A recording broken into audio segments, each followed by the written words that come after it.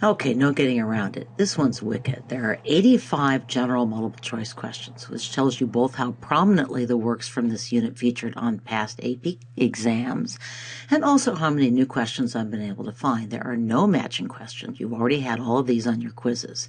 But there are a lot of questions about art historical periods or schools, which really start proliferating at the end of the 19th century. So I think reviewing the matching would still be a very good idea. So you should recognize the work on the left, since it's on the list. The tower, a model for the never-built monument to the Third International, was designed by Vladimir Tatlin. Russian constructivists set out to express the ideals of the Russian Revolution and to help, quote, construct, unquote, or build that revolution. But despite efforts such as the work on the left, Stalin distrusted the constructivists. They were too avant-garde, so the movement died out and was replaced by socialist realism. So what is the term for the kind of art we see on the left? That is, what medium does the artist employ? What was the artist's intended purpose in creating this work? So this is an accept question, and the painting gives one of the correct answers. Railroads made it much easier for artists to travel to the countryside to paint en plein air, that is, outside.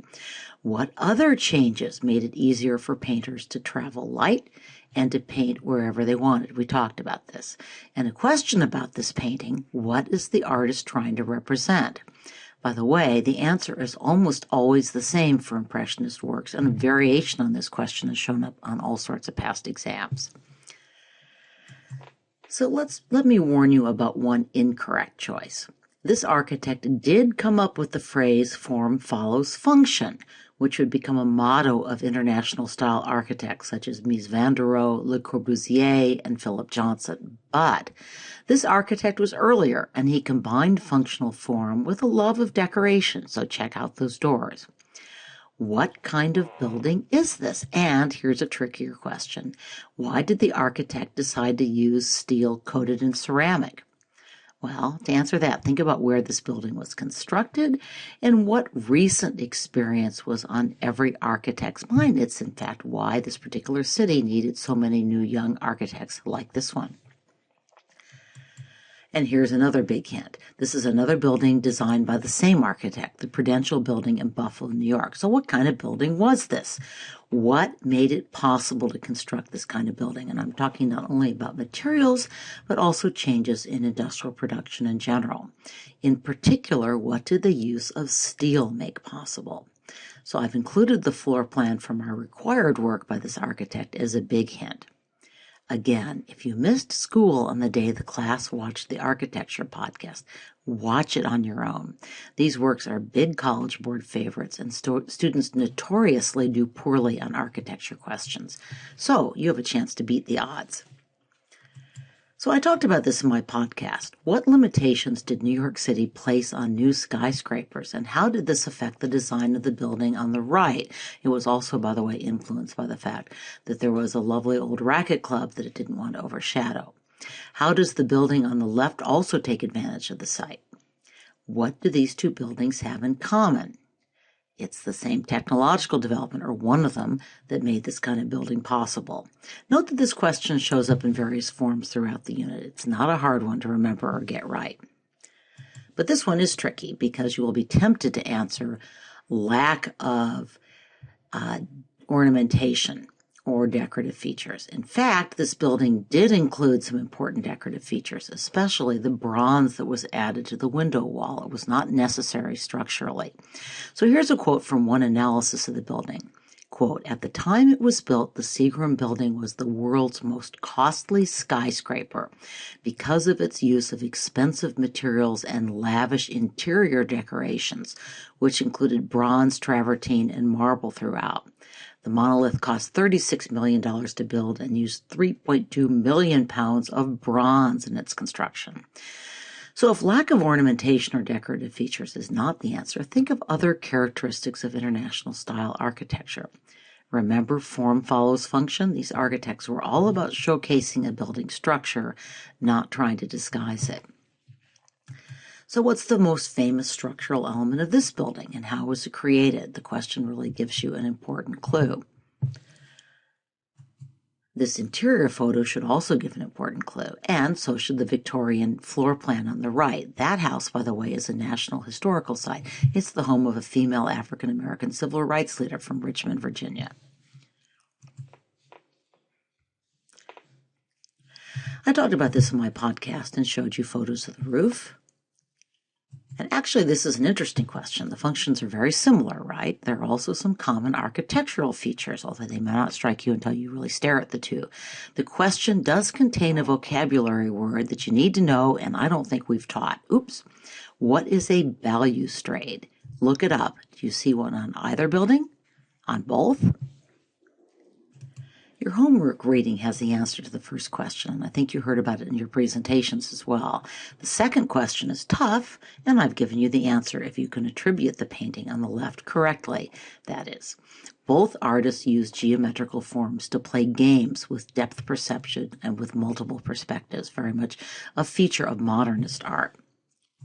So the painting on the right in particular should give you a big clue. So I've just returned from 12 days in Mexico, and Frida Kahlo's face is everywhere. But how well known was she at the time she was painting? And I'm going to help you out with one wrong answer that might tempt you. Her work was, in fact, publicly shown in the U.S. during her lifetime. She had a solo show at a New York gallery when she was 31, but don't let that throw you off, okay? And here's a hint about the second question. Who was Frida Kahlo's husband, and what was he famous for? Did she try her hand at the same kind of painting? Did her husband's subject matter and style influence her work, whether she tried that kind of painting or not? What contextual feature of Frida Kahlo's life had the greatest influence on the work on the left? Basically, you need to know some of her very interesting biography. Okay, I thought this was a very hard question, but I included it anyway because it makes a point that may not have come out in class. Note that much of the painting is very bright, even cheerful. By the way, I was just in Oaxaca, Mexico at the beginning of Holy Week, and the balloon sellers thronged the Zocalo, or central square in front of the cathedral. But in this case, the brightness at the center is really in many ways artificial. It's hiding the rot of society, as that well-dressed skeleton might suggest. But note that when the artist is depicting past and potentially future conflicts, such as the arrival of Cortez on the left and the Indian family confronting the policeman on the right, his color palette becomes darker. This artist was painting in a time when Expressionist artists were using color to create an emotional reality, and the Mexican muralists are, in fact, sometimes classed as Expressionists. The second question is also tough, so more big hints. On the one hand, the painting is a dreamscape. These people did not all hang out together, and they did not hang out with skeletons. At the same time, the historical and contemporary figures are realistically depicted, and indeed they're clearly recognizable. So check out the self-portrait of the artist and the portrait of the artist's wife, our friend Frida Kahlo. You should recognize his style, and the characteristics of the style of the painter and the painter he's channeling are both from Spain. So who were these artists and what were they celebrating? I'm not looking for a specific name, but the aims of the entire movement. What kind of titles did Lawrence give to each work in his series? Where did this artist live and work? And what was their relationship to the political and cultural elite of their home city? The second question is easy. In fact, I think you already had a variation on the image-based test. So I talked about this in my podcast. What is the artist most famous for portraying? It shows up in this work as well. I've included a couple of huge hints. You remember what the work on the left is commemorating, right? That showed up in the earlier test review podcast.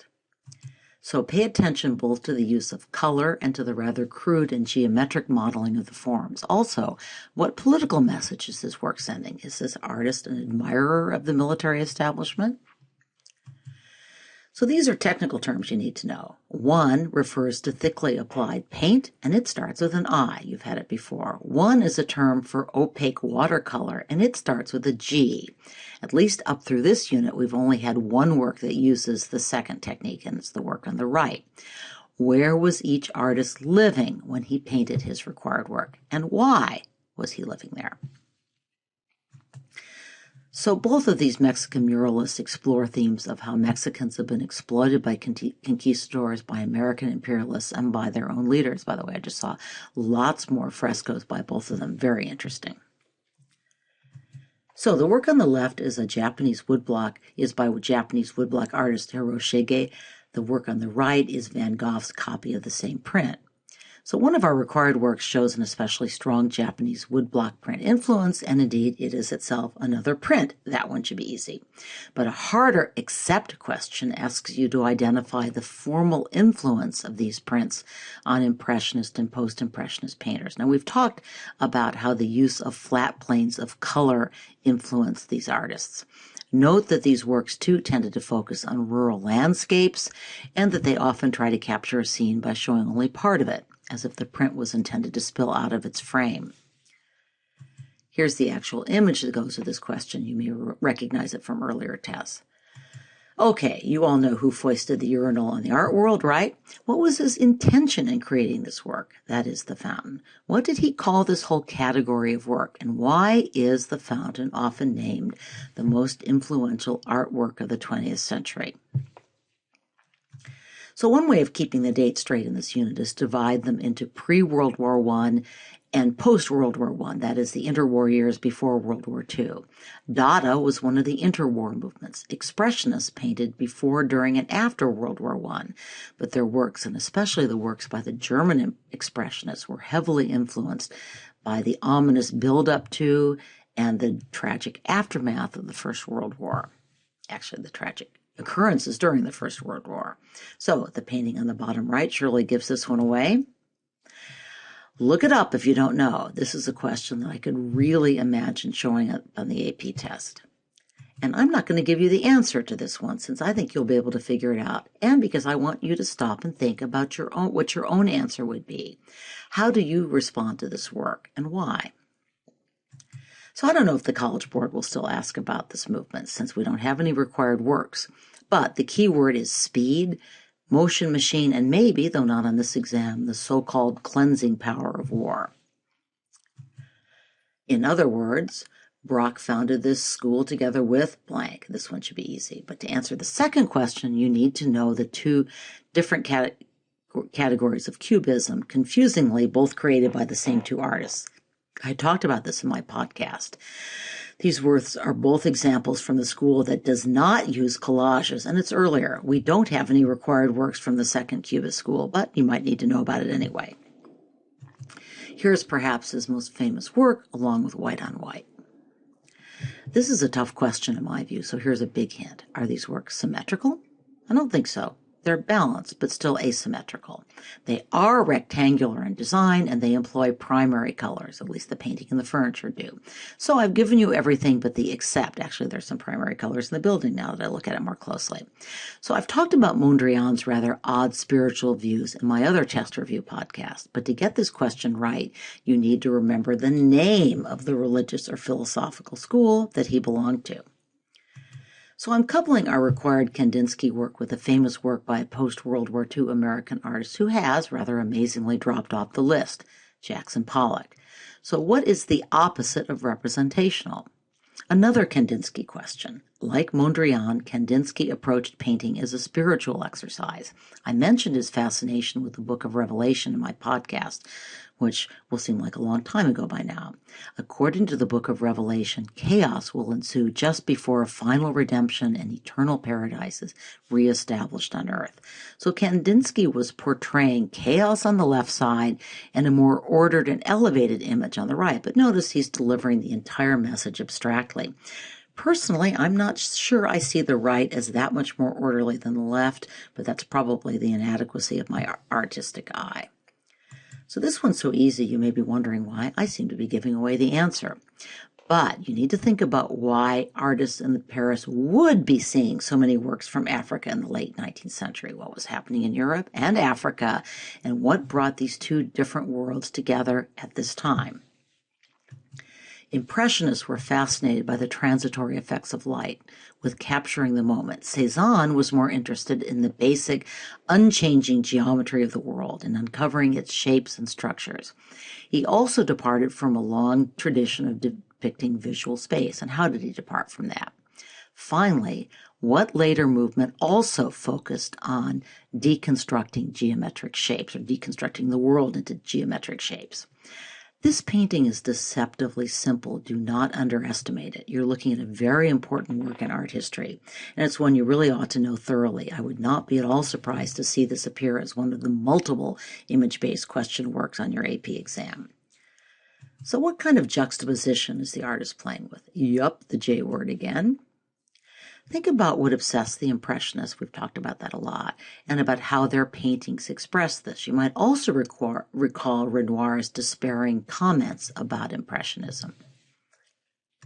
So the first two answers are right there in the painting, though you need to know what you're looking for. I think the third answer is easy, but you should know the relationship between the two artists. Who was Wilfredo Lam's mentor? So the first question is an accept one, and a pretty easy one. It's a little hard to tell from the slides, but these works were both quite thickly painted, impasto, in very bright, vibrant colors. Also note the strong outlines, sometimes referred to as cloisonné outlines. Remember how you'd have metal around glass in works such as the migratory art. None of these shimmering, fading outlines that we see in Impressionist works. But what we do not see, what do we not see that we see in works, for example, by Cézanne, and even more, this is a big hint, Picasso and Braque? The second question is very tough. I had to look it up, but the College Board has asked it in the past, and you can find the answer in your readings on Fauvism, Expressionism, and Cubism, and in fact, it's on the same page as the painting on the right. So how did this artist end up painting Breton peasants and Polynesian girls? I think you'll find this one easy. You should also, however, be prepared for an attribution question about this artist. So here's an accept question, and I'm giving away the answer, but I'd love to have you pause the podcast and take a minute to try to see how all these influences show up in the work. And here's the kind of question that makes me nervous. What have we omitted that you'll need to know? The College Board dropped Vanitas paintings, although I showed you one. The theme of these paintings was that life was fleeting and death inevitable. Another term for this kind of painting is memento mori, M-E-M-E-N-T-O-M-O-R-I. Probably should put the word up on the slide. That's Latin for the reminder of mortality or death. It was a popular theme in medieval and Renaissance art as well. You'll note the print there. Anyway, if you're watching this podcast now, you know the answer. Always watch out for that word formal. Remember that it refers to style. So here's a big hint. This is what the Metropolitan Museum of Art has to say about the photo on the left, which is also a photograph by Stieglitz. Stieglitz introduced Picasso's work to America in 1911. In the winter of 1915, he mounted an exhibition of drawings and paintings by Picasso, this time adding the work of Braque and archaic Mexican pottery and carvings. That's what you're seeing here. The structure of the picture, like its subject, conveys Stieglitz's belief that the future of modern art, including photography, lay in abstraction, although he was very much a realist himself. But you're seeing an emphasis on what? So what might both photographs have in common with Cubism? If you think about it, I think you'll find it easy to choose the right answer. One more hint. The passengers in steerage were being returned to Europe. They weren't coming to America. They were going home. They'd been rejected at Ellis Island. To me, this increases the emotional impact of the work. Okay, last one. And here's a hint for the first question. It's the same device that tends to be used a couple of decades later by expressionists such as the Fauves, the Blue Rider School, and the Bridge. And what was spooky about the neighborhood? I talked about this in my podcast, although I only mentioned the insane asylum. I missed the slaughterhouse.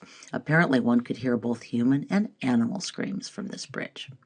Anyway, good luck. Only one more unit to go.